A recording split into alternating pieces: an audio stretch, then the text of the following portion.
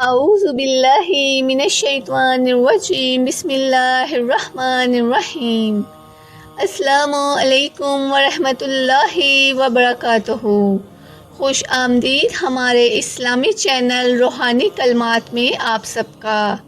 کیا آپ جانتے ہیں کہ حضرت مریم علیہ السلام کی والدہ کا نام کیا تھا؟ اس سوال کا جواب آپ کو اسی ویڈیو میں دیا جائے گا، تو ویڈیو کو آپ لوگ آخر تک ضرور دیکھیں، اور جن اسلامی بہن بھائیوں کو یہ جواب آتا ہے وہ نیچے کمنٹ میں لکھ کر بتا سکتے ہیں۔ آج کی اس مختصر مگر بامقصد ویڈیو میں ہم سورہ آل عمران کا جامعہ اور سبق آموز خلاصہ پیش کر رہے ہیں۔ یہ سورت قرآن پاک کی تیسری سورت ہے جس میں اللہ تعالیٰ نے ایمان، توکل، قربانی اور اللہ کی رضا کے لیے جدوجہد کرنے والوں کو عظیم واقعات بیان فرمائے ہیں۔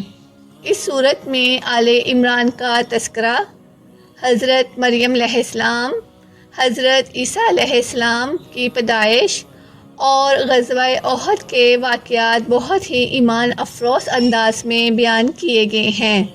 چلیں شروع کرتے ہیں سورہ آل عمران کا خلاصہ آسان الفاظ میں، سبق آموز انداز میں۔ سورہ آل عمران تیسرے پارے کے 8 رکوع تو سورہ البقرہ پر مشتمل تھے۔ اب 9ویں رکوع سے سورہ آل عمران کا آغاز ہوتا ہے۔ مدنی سورت، یہ سورت بلا اتفاق مدنی ہے۔ آیات، اس میں 20 رکوع اور 200 آیات ہیں۔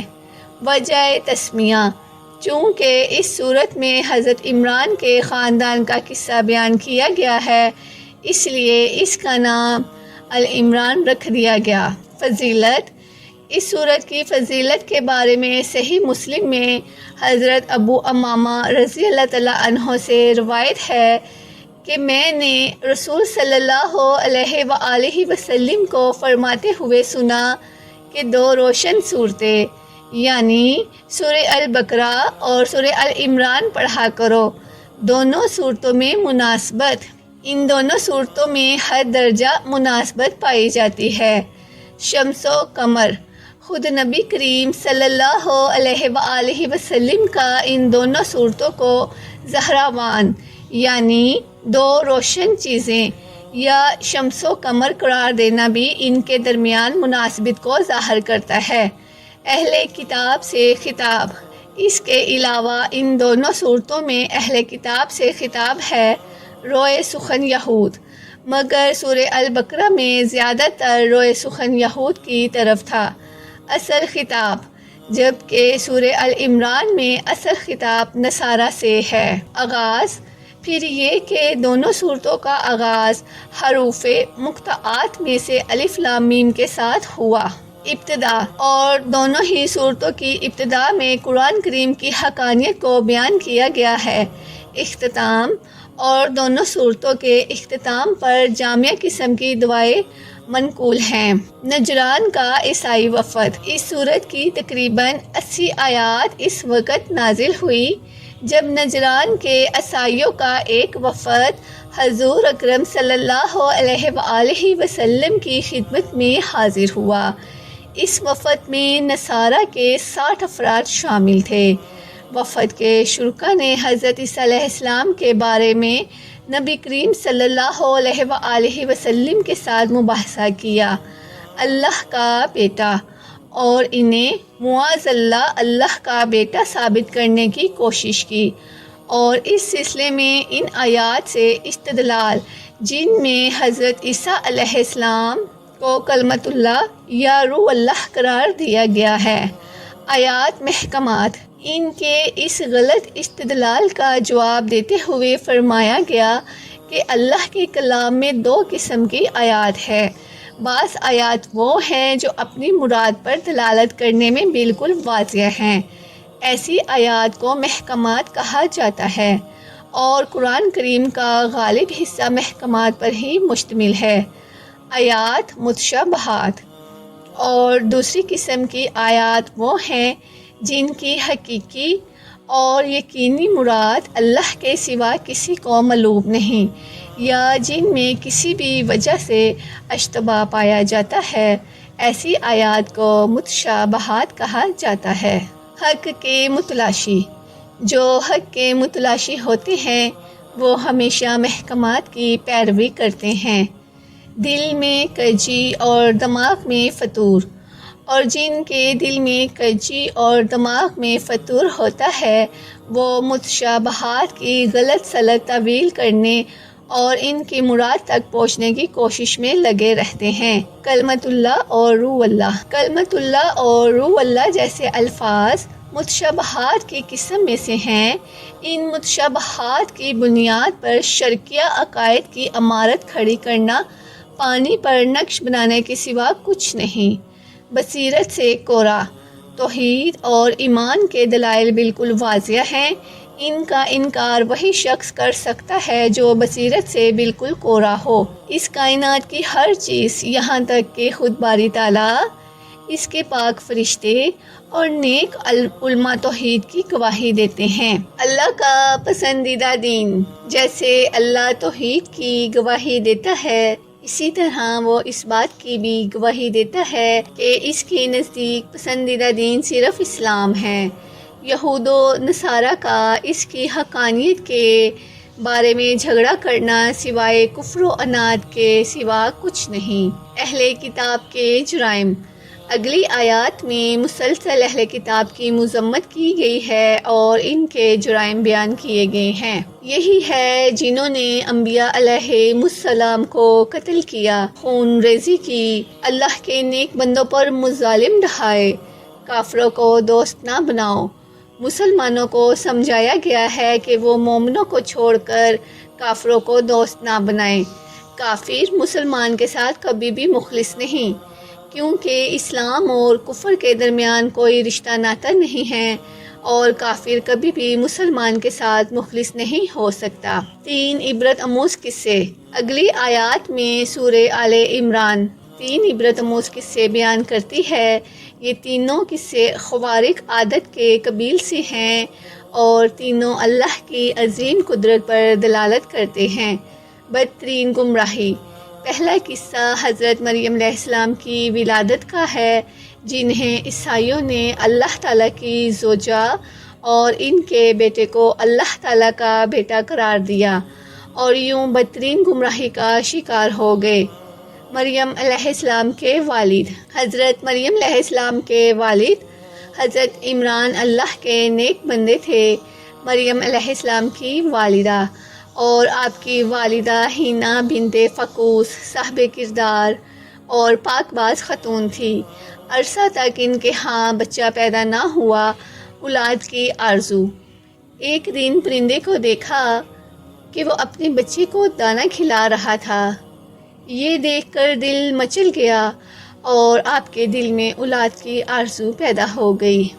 نظر مانی، اللہ کے حضور دامن پھیلا کر درخواست کی اور نظر مانی کہ اگر تو مجھے اولاد عطا فرما دے تو میں اسے بیت المقدس کی خدمت کے لیے وقف کر دوں گی۔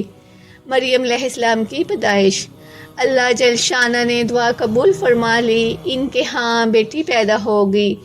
وقت کا دستور یہ تھا کہ بیت المقدس کی خدمت کے لیے لڑکوں کو قبول کیا جاتا تھا، لڑکیوں کو قبول نہیں کیا جاتا تھا۔ خلاف دستور، اللہ تعالیٰ نے سابق دستور کے خلاف زوجہ عمران کی نظر قبول فرما لی۔ کفالت و تربیت، اور اپنے زمانے کے بہترین انسان حضرت زکریا علیہ السلام کو بچے کی کفالت اور تربیت کے لیے منتخب فرما لیا۔ بے موسم پھل، حضرت زکریا علیہ السلام نے بچے کی کرامتیں اور بے موسم پھل کو دیکھا تو ایک دن پوچھا، اے مریم، یہ رزق تمہارے پاس کہاں سے آتا ہے؟ مریم نے جواب دیا کہ اللہ کے ہاں سے آتا ہے، بے شک اللہ جسے چاہتا ہے بے حساب رزق دیتا ہے۔ زکریا علیہ السلام کی آرزو، معصوم بچی کا ایمانی جواب سن کر حضرت زکریا علیہ السلام کے دل میں بھی اولاد کی آرزو جاگ اٹھی، حالانکہ ان کی عمر 100 سال سے تجاوز کر چکی تھی اور بیوی بھی بوڑھی ہو چکی تھی۔ بانجھ تو تھی ہی، لیکن ظاہری اسباب کی مخالفت کے باوجود انتہائی عجز و انکسار کے ساتھ اپنے رب سے دعا کی، اے میرے رب، مجھے اپنی خصوصی عنایت سے نیک اولاد عطا فرما، بے شک تو ہی دعاؤں کو قبول فرمانے والا ہے۔ بیٹے کی بشارت۔ اللہ تعالیٰ نے شکستہ دل سے کی گئی دعا قبول فرما لی اور ایسے بیٹے کی بشارت سنائی جو 4 صفات کا حامل ہوگا۔ وہ کلمۃ اللہ یعنی حضرت عیسیٰ علیہ السلام کی تصدیق کرے گا اور آپ پر ایمان لائے گا۔ وہ علم و تقوی اور زہد و عبادت میں سیادت کے مقام پر فائز ہوگا۔ وہ انتہائی عفیف ہوگا، قدرت اور قوت کے باوجود عورتوں کے قریب نہیں جائے گا، اور وہ صالحین کی جماعت کا ایک فرد ہوگا، قدرت الہیہ کا نمونہ۔ تیسرا عبرت آموز واقعہ حضرت عیسیٰ علیہ السلام کی ولادت کا ہے۔ اگر حضرت مریم اور حضرت یحییٰ علیہ السلام کا قصہ اس اعتبار سے عجیب اور قدرت الہیہ کا نمونہ تھا، ان کے والدین بڑھاپے کی دہلیز پر قدم رکھ چکے تھے۔ عیسیٰ علیہ السلام کی پیدائش کا عجیب ترین قصہ تو حضرت عیسیٰ علیہ السلام کا واقعہ عجیب ترین ہے، کیونکہ آپ کی ولادت والد کے بغیر سراسر معجزانہ طریقے پر ہوئی۔ مریم علیہ السلام کو بیٹے کی بشارت۔ جب فرشتوں نے حضرت مریم علیہ السلام کو بیٹے کی ولادت کی خبر دی تو انہوں نے بڑے تعجب سے کہا، میرے ہاں بچہ کیسے پیدا ہوگا، حالانکہ مجھے کسی انسان نے ہاتھ تک نہیں لگایا۔ کن فیکون۔ اللہ تعالیٰ کی طرف سے جواب دیا گیا کہ اسی طرح ہو جائے گا، کیونکہ اللہ تعالیٰ جو چاہتا ہے پیدا کر دیتا ہے۔ جب وہ کسی کام کرنے کا فیصلہ کر لیتا ہے تو اس سے کہتا ہے کہ وہ ہو جا، بس وہ ہو جاتی ہے۔ یہود کا ایمان قبول کرنے سے انکار۔ سیدنا مسیح علیہ السلام کو باری تعالیٰ نے مختلف معجزات عطا فرمائے، لیکن ان معجزات کو دیکھ لینے کے باوجود یہود کو ایمان قبول کرنے کی شہادت حاصل نہ ہوئی۔ یہود کا حضرت عیسیٰ علیہ السلام کو قتل کرنے کا عزم، اور انہوں نے آپ کو قتل کرنے کا عزم کر لیا۔ دوسری طرف اللہ تعالیٰ نے آپ کو بچانے کی تدبیر کر لی۔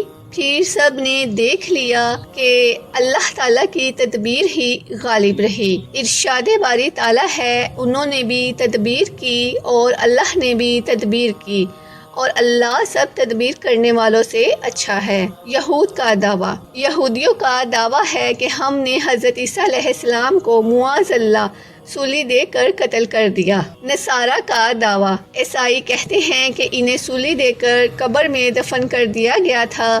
3 دن تک وہ وہی رہے، پھر قبر پھٹی اور آسمانوں پر چلے گئے اور وہاں رب کے عرش پر تشریف فرما ہو گئے۔ ہندوستانی جعلی نبی کا دعویٰ۔ متحدہ ہندوستان میں ایک مدعی نبوت کی اقتدا کرنے والے فرقے کا دعویٰ ہے کہ آپ سولی پر زخمی ہو گئے تھے، آپ کو مردہ سمجھ کر قبر میں دفن کر دیا گیا، شاگردوں نے آپ کا علاج کیا جس سے آپ تندرست ہو گئے، پھر آپ ہجرت کر کے کشمیر چلے گئے، وہیں آپ کا انتقال ہوا۔ قرآن کا دعویٰ۔ ان تمام دعووں کے برعکس قرآن کا دعویٰ اور اہل سنت الجماعت متفقہ عقیدہ یہ ہے کہ آپ کو زندہ آسمان پر اٹھا لیا گیا تھا، آپ قیامت کے قریب آسمان سے اتریں گے اور پھر اپنی پوری زندگی طبی موت مریں گے۔ سورہ آل عمران میں ہے، جس وقت اللہ نے فرمایا، میں تجھے اسی وقت موت دوں گا جو وقت موت کے لیے مقرر ہے، اور فی الحال آپ کو اپنی طرف اٹھا لیتا ہوں، اور میں تجھے کافروں کے الزامات سے پاک کیے دیتا ہوں، اور تیری اتباع کرنے والوں کو قیامت کے دن تک کافروں پر غالب کر دوں گا۔ مباہلہ کی دعوت۔ نجران کے 2 عیسائی جو حضور اکرم صلی اللہ علیہ وآلہ وسلم کے ساتھ بحث و مناظرہ کے لیے مدینہ منورہ آئے تھے، جب وہ تمام دلائل سننے کے باوجود حق کا اعتراف کرنے پر تیار نہ ہوئے تو اللہ کے حکم سے آپ صلی اللہ علیہ وآلہ وسلم نے انہیں مباہلہ کی دعوت دے دی، یعنی یہ کہ تم اپنے اہل عیال کو لے کر آؤ، میں اپنے اہل و عیال کو لے کر آتا ہوں، پھر ہم مل کر خشوع و خضوع کے ساتھ اللہ تعالیٰ سے دعا کرتے ہیں کہ ہم میں سے جو جھوٹا ہے اس پر اللہ کی لعنت ہو۔ مباہلہ سے فرار۔ عیسائیوں کا یہ جو وفد تھا جو 60 افراد پر مشتمل تھا اور اس میں ان کے 14 انتہائی سربراہ آوردہ مذہبی رہنما بھی شامل تھے، ان میں سے کوئی بھی مباہلہ کے لیے تیار نہ ہوا بلکہ آپ صلی اللہ علیہ وآلہ وسلم کو جزیہ دینے پر راضی ہو گئے۔ ایک کلمے پر متفق ہونے کی دعوت۔ یہ واقعہ بیان کرنے کے بعد سورہ آل عمران تمام اہل کتاب کو خواہ وہ یہود ہو یا نصارہ ایک ایسے کلمے پر متفق ہو جانے کی دعوت دیتی ہے جس کی تلقین تمام انبیاء علیہم السلام نے کی ہے اور جس کی تعلیم چاروں کتابوں سمیت تمام آسمانی صحیفوں میں دی گئی ہے، اور وہ ہے کلمہ توحید، لا الہ الا اللہ، یعنی ہم اللہ کے سوا کسی کی عبادت نہ کریں۔ انبیاء سے عہد۔ یہود و نصارہ کی بدعملیوں، بددیانتوں اور ان کے جھوٹ اور افطرا کو بیان کرنے کے بعد سورہ آل عمران بتاتی ہے کہ اللہ تعالیٰ نے تمام انبیاء علیہم السلام سے یہ عہد لیا تھا کہ اگر ان کی موجودگی میں خاتم الانبیاء حضرت محمد مصطفیٰ صلی اللہ علیہ وآلہ وسلم تشریف لے آئے تو تم سب آپ صلی اللہ علیہ وآلہ وسلم پر ایمان لے آؤ گے، اور اگر تمہاری موجودگی میں وہ نہ آئے تو پھر تمہارے امتی اور متبعین ان پر ایمان لانے کے پابند ہوں گے۔ امتوں سے عہد۔ انبیاء سے عہد حقیقت میں ان کی امتوں سے عہد تھا، مگر افسوس کہ ان کی انبیاء کی امتوں نے اس عہد کی پاسداری نہ کی اور تصدیق اور مدد کی بجائے وہ تکذیب اور مخالفت پر تل گئے۔ سید الانبیاء۔ یہ آیت کریمہ ہمارے آقا صلی اللہ علیہ وآلہ وسلم کو سید الانبیاء ثابت کرتی ہے۔ ایمان اور کفر دو ضدیں۔ تیسرے پارے کے اختتام پر اس بات کی وضاحت کر دی گئی ہے کہ ایمان اور کفر دو ایسی ضدیں ہیں جو جمع نہیں ہو سکتی، اس لیے ان لوگوں کی سخت مذمت بیان کی گئی ہے جو ایمان سے مرتد ہو جاتے ہیں، دلالت کو ہدایت پر ترجیح دیتے ہیں اور جن کا حالت کفر میں انتقال ہو جاتا ہے۔ پارہ نمبر 4۔ نیکی کا کمال اور محبوب کی قربانی۔ سورہ آل عمران میں جن مضامین کو خاص اہمیت کے ساتھ بیان کیا گیا ہے ان میں انفاق فی سبیل اللہ کا بھی مضمون ہے۔ چوتھے پارے کے آغاز میں اس مضمون کی مناسبت سے ایک اہم ہدایت دی گئی ہے، وہ یہ کہ نیکی کا کمال درجہ اس وقت تک حاصل نہیں ہو سکتا جب تک کہ اللہ تعالیٰ کی راہ میں اپنی پسندیدہ چیزوں کو نہ لگایا جائے۔ مطلوب تک پہنچنے کے لیے محبوب کی قربانی اور اثار ضروری ہے۔ تحویل قبلہ۔ جب تحویل قبلے کا حکم نازل ہونے کے بعد حضور اکرم صلی اللہ علیہ وآلہ وسلم نے بیت المقدس کی بجائے کعبہ کو اپنا قبلہ ٹھہرا لیا تو اس پر اہل کتاب نے بڑا شور و غوغا کیا۔ وہ کہنے لگے کہ بیت المقدس کعبہ سے افضل ہے اور اسے زمین پر اللہ تعالیٰ کا پہلا گھر ہونے کا شرف حاصل ہے۔ بیت الاحرام کی خصوصیات۔ اللہ تعالیٰ نے ان کی تردید فرماتے ہوئے بیت الاحرام کی 3 خصوصیات بیان فرماتے ہیں۔ پہلی یہ کہ اس روئے زمین پر کعبہ سب سے پہلی عبادت گاہ ہے۔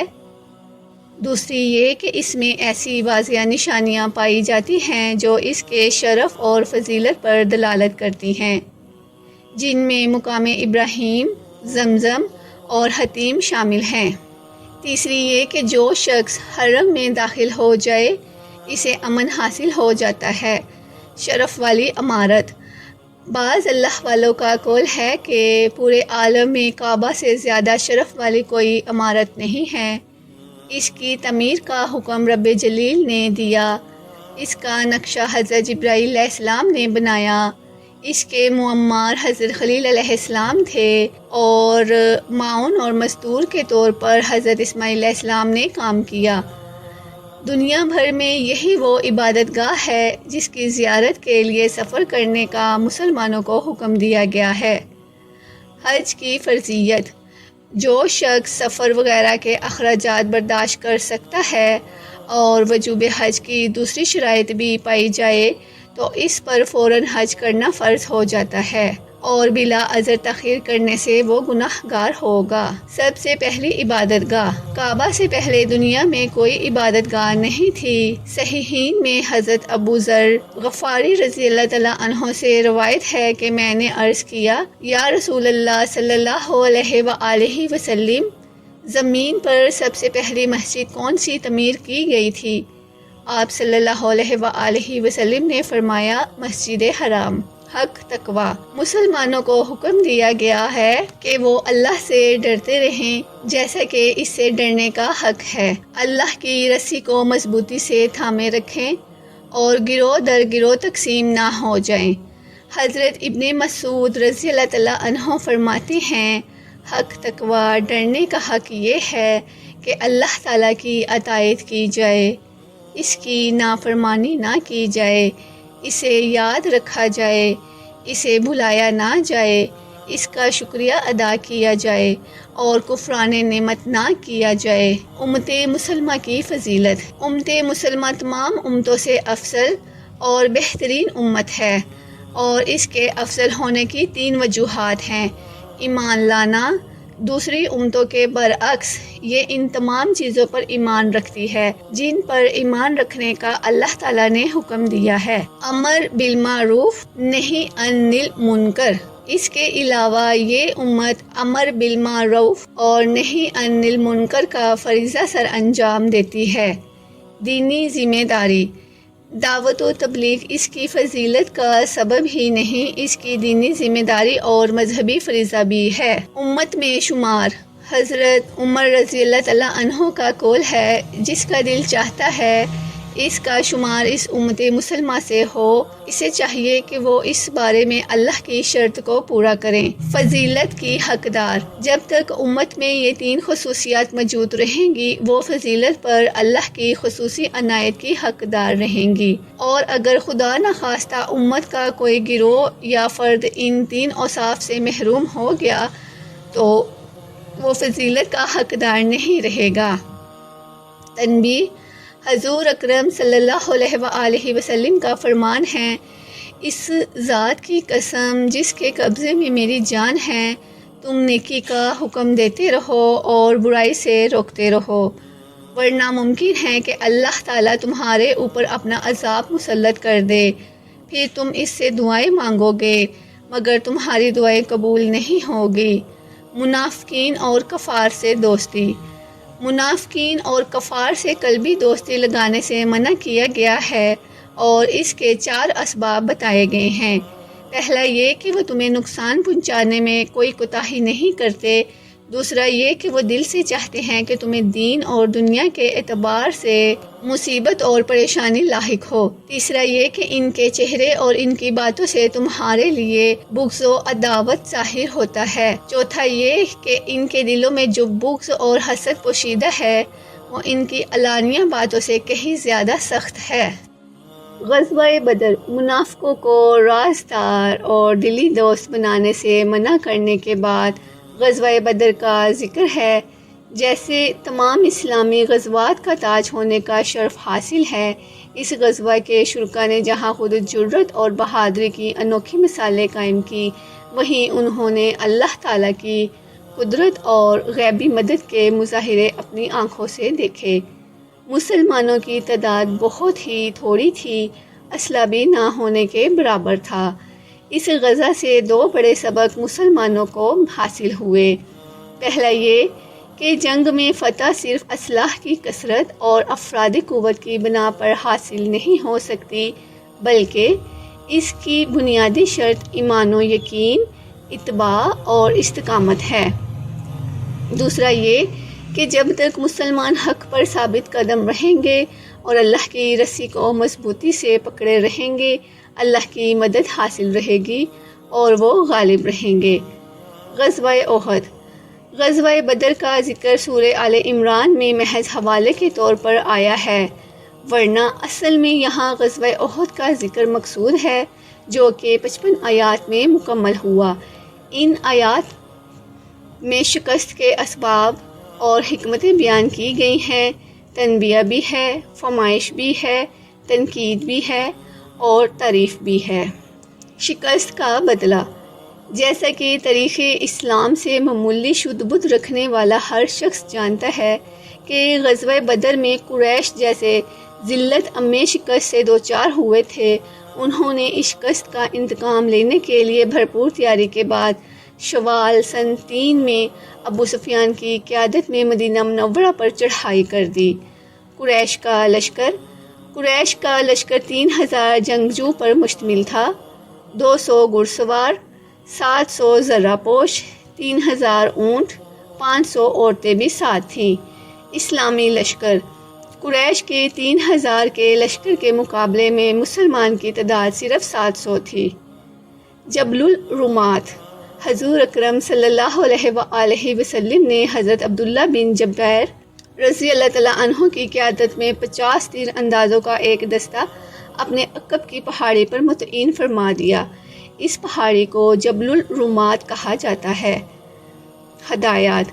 آپ صلی اللہ علیہ وآلہ وسلم نے اس دستے کو تاکید فرما دی کہ فتح ہو یا شکست کسی بھی صورت سے یہاں نہ ہٹے، یہاں تک کہ اگر تم دیکھو کہ پرندے ہماری لاشیں نوچ رہے ہیں تو بھی یہاں سے نہیں ہٹنا۔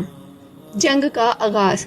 سپہ سالار اعظم صلی اللہ علیہ وآلہ وسلم نے اسلامی مجاہدین کو میدان میں اس طرح پھیلا دیا تھا کہ قریش لشکر دو بدو مقابلہ کرنے پر مجبور ہو گئے اور اس کے لیے اپنے سواروں کو استعمال کرنا ممکن نہ رہا۔ انفرادی مقابلوں میں قریش کے 8 علم بردار قتل ہو گئے، جس سے قریشی لشکر کی ہمتیں پست ہو گئی۔ حضرت علی رضی اللہ تعالیٰ عنہ، حضرت حمزہ اور حضرت ابو دجانہ رضی اللہ تعالیٰ عنہ جیسے اسلامی شیروں کے حملے اس قدر شدید تھے کہ مشرکوں کے قدم اکھڑ گئے اور وہ میدان چھوڑ کر بھاگ کھڑے ہوئے۔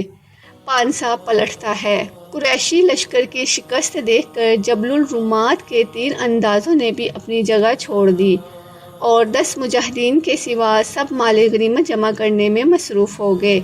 خالد بن ولید رضی اللہ تعالیٰ عنہ، جو کہ اب تک اپنے عقب سے حملہ کرنے میں ناکام رہا تھا، اسے سنہری موقع ہاتھ آ گیا۔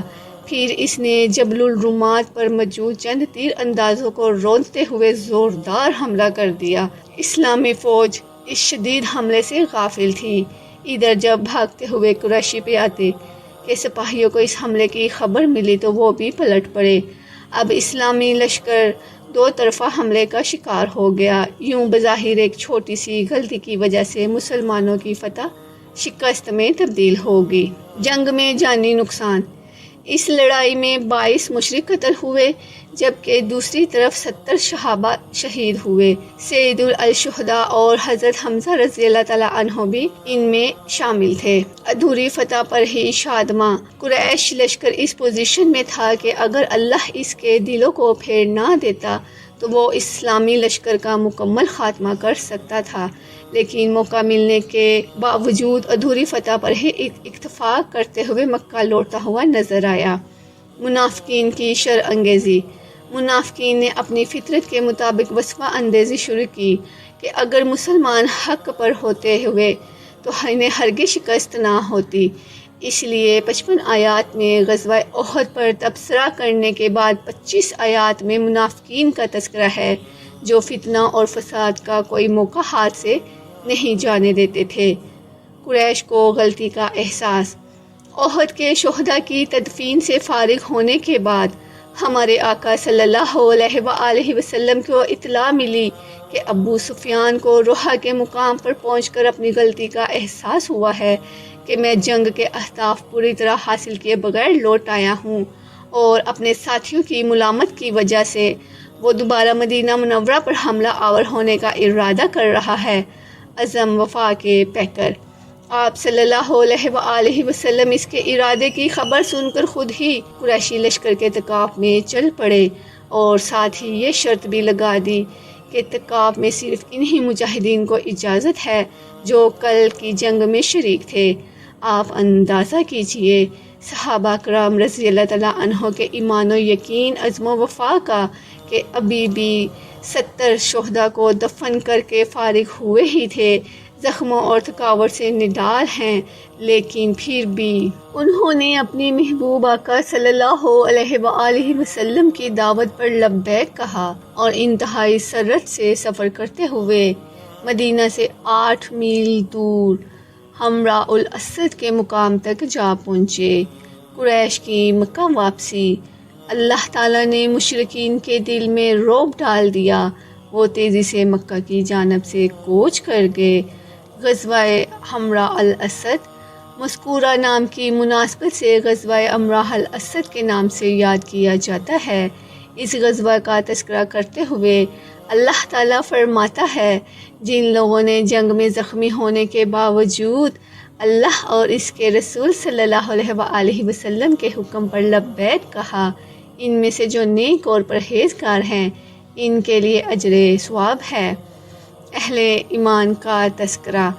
سورہ آل عمران نے آخری رکوع میں ان اہل ایمان کا ذکر ہے جو ہر حال میں اللہ تعالیٰ کو یاد کرتے ہیں، ارض و سماء کی تخلیق کے بارے میں غور و فکر کرتے ہیں اور اپنے پروردگار سے دعائیں کرتے ہیں۔ فلاح کے اصول۔ سورت کے اختتام پر فلاح کے 4 اصول بیان ہوئے ہیں۔ صبر، دین پر جمے رہنا، مشکلات اور مصائب کی وجہ سے دل چھوٹا نہ کرنا، مثابرہ، دشمن کے مقابلے میں دشمن سے زیادہ استقامت اور شجاعت کا مظاہرہ کرنا، مرابطہ، دشمنان دین سے مقابلے کے لیے اپنے آپ کو تیار رکھنا، تقویٰ اور ہر حال میں ہر جگہ اللہ سے ڈرتے رہنا۔ اگر آپ کو یہ ویڈیو پسند آئی ہے تو ہمارے یوٹیوب چینل کو سبسکرائب کریں، ویڈیو کو لائک کریں اور کمنٹس میں اپنی رائے کا اظہار بھی کریں۔ اگر آپ ہمیں فیس بک پر دیکھ رہے ہیں تو ہمارے پیج روحانی کلمات کو فالو کرنا نہ بھولیے تاکہ آپ کو مزید ایمان و فروز ویڈیو باقاعدگی سے ملتی رہیں۔ اور ہاں، حضرت مریم علیہ السلام کی والدہ کا نام حنہ بنت فقوس تھا، جن کی دعائیں کے نتیجے میں حضرت مریم علیہ السلام دنیا میں تشریف لائی۔ مزید ایسی ویڈیو کے لیے جڑے رہیے روحانی کلمات کے ساتھ۔ والسلام علیکم ورحمۃ اللہ وبرکاتہ۔